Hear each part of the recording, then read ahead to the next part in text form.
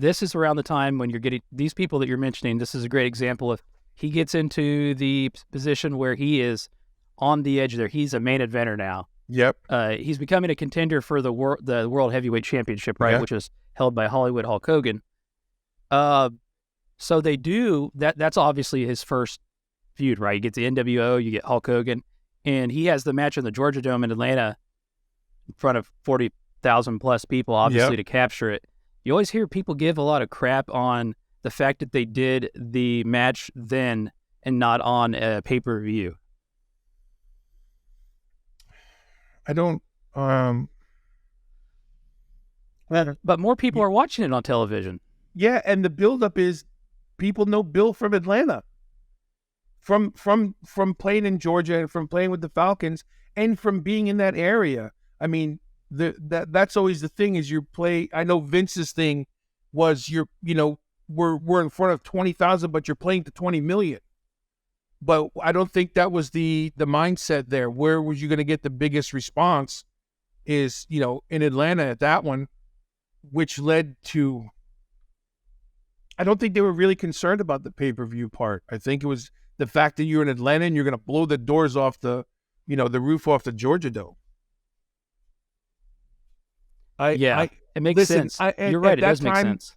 At that time, we had a different booker. We had a different boss every 6 months, and there was no way to follow who was thinking what and what everybody was doing. All I know is it was fantastic business. And that night in the Georgia Dome, I quit. I think it was that night I wrestled Glacier, I think. And my I'll have to go back and look at this. Yeah, okay. I think, am I on the card with Glacier? I'm going to look here if I can find it.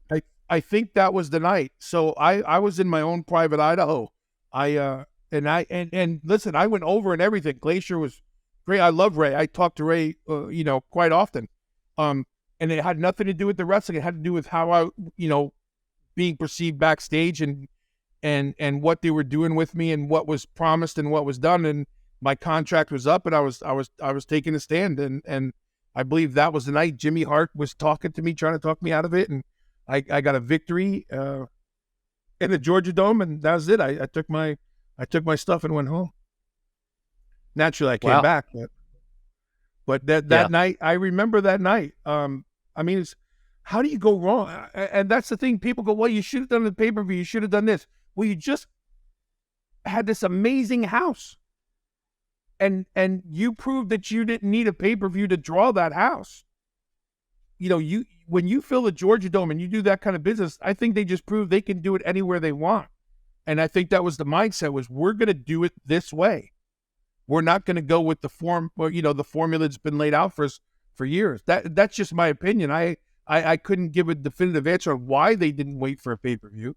Don't let mama regret. Give your love.